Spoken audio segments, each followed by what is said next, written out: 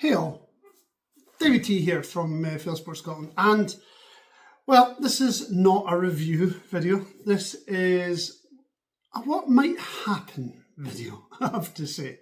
It's when you shoot long enough, you come across problems, and some problems are minor. Some problems are rookie mistakes. You go to your permission, you forgot your bolt, or you forgot the ammunition, or you brought the wrong ammunition, or you haven't charged up the batteries in your night vision unit, or you are something silly, you forgot their bipod or whatever.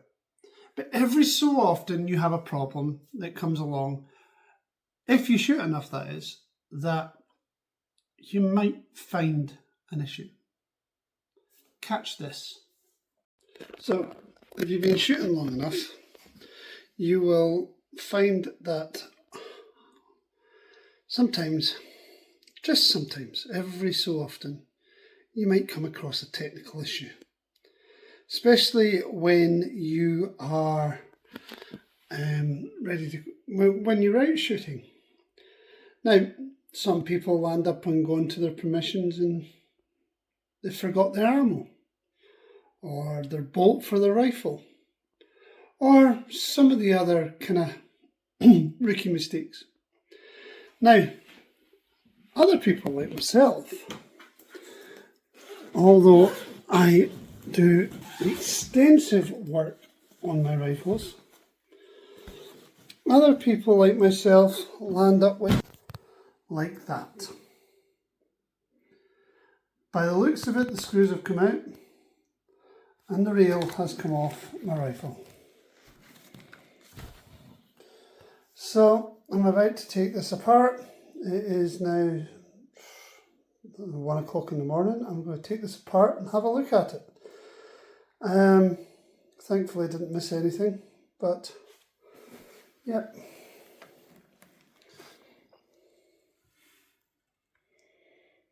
It looks like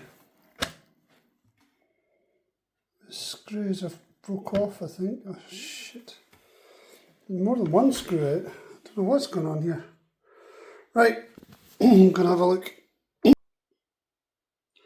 Now, as you see, last night I had an issue. My scope decided to separate from my rifle. How did that happen? Well, before we get down to that,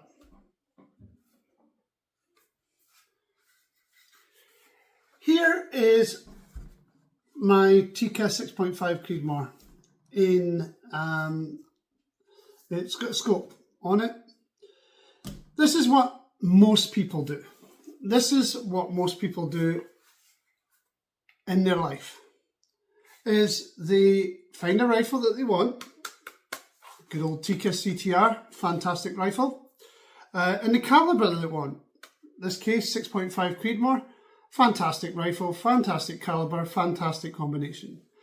And they decide to pick their scope. In this case, this is the DNT. Oh no, sorry, this is the Arken EP5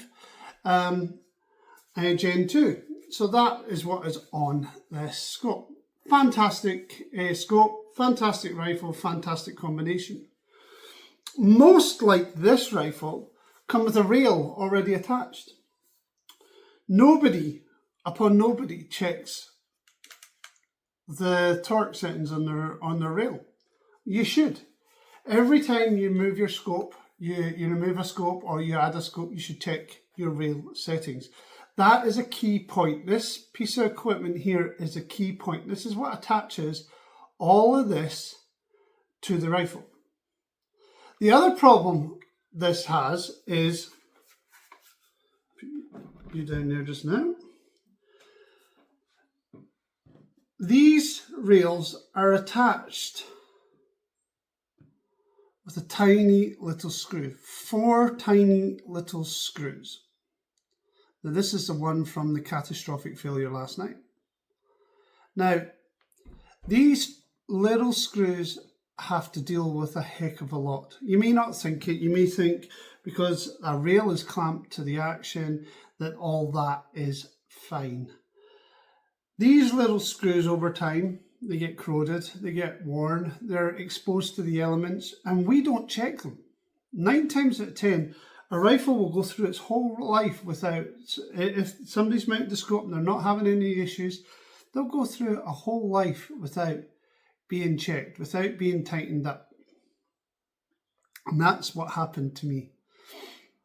And the thing about it is I change my scopes on that rifle at least every couple of weeks.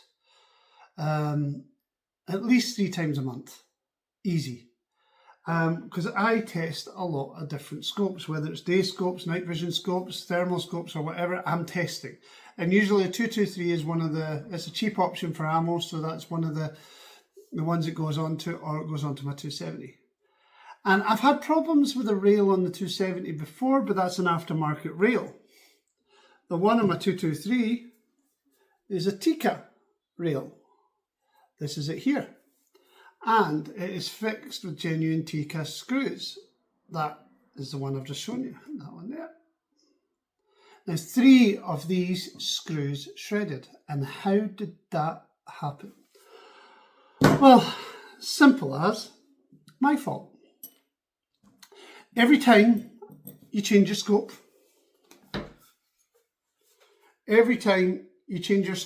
you should check the torque settings on your rail.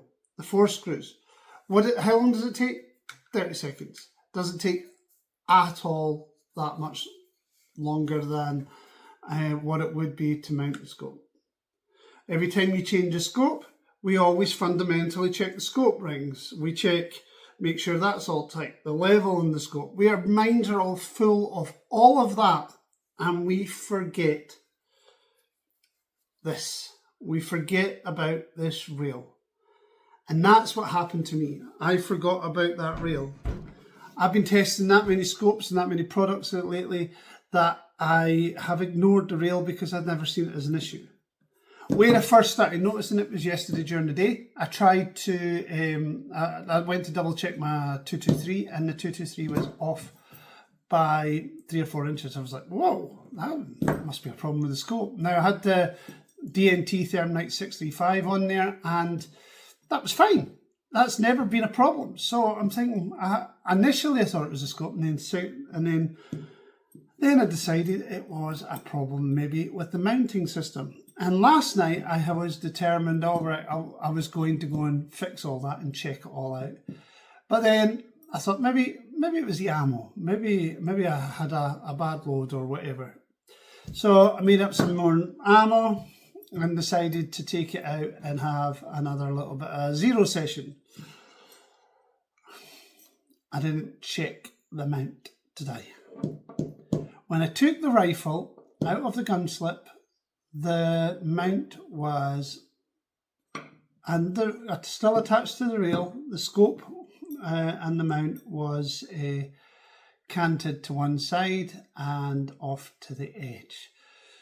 So instead of, but bear in mind, I should have noticed that earlier on in the day. So what had happened is that these little screws, they got loose. And when they got loose, and I didn't address that issue straight away, I didn't notice the issue, then when I put it into the bag, I must have put pressure on the scope. Well, bear in mind, your scope, every time you put pressure to the side, left or right, is putting pressure on these 4 screws that hold that rail on. And that is exactly what has happened. So now,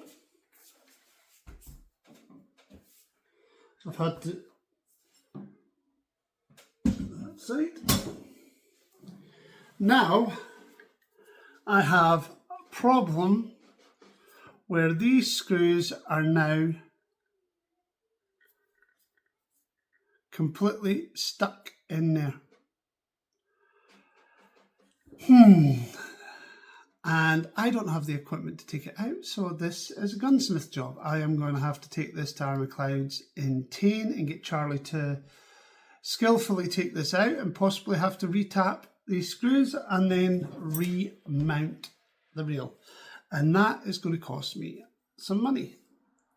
Now, that was my negligence that caused that. Now, how did these come loose? Last couple of years of recoil. Remember, I put this on, done what everybody else does, and haven't even checked them in over a couple of years. And I put this on when I first got the rifle. So that's maybe 3-4 years old, maybe a little longer. That on there has been moving about, obviously, on loose screws for at least the last couple of weeks. The screw heads, where the join is between the screw and the head of the screw, that has possibly got corroded. And at that point, because there is a little bit of corrosion here, you can see a little bit of kind of rust marks and stuff like that. That possibly has got corroded and it's damaged. And 3 of them have sheared off, and I now have to get this seen to by a gun doctor, because I don't have the right drills or anything like that set up to do the job myself. So this could happen to you. You definitely need to check that reel every so often, even if it's worthwhile taking your scope off, reseating everything, and even if you're not having problems, once a year at least take the scope off, reset everything, make sure everything's all torqued up right, and don't fall victim to this, because this could happen to you.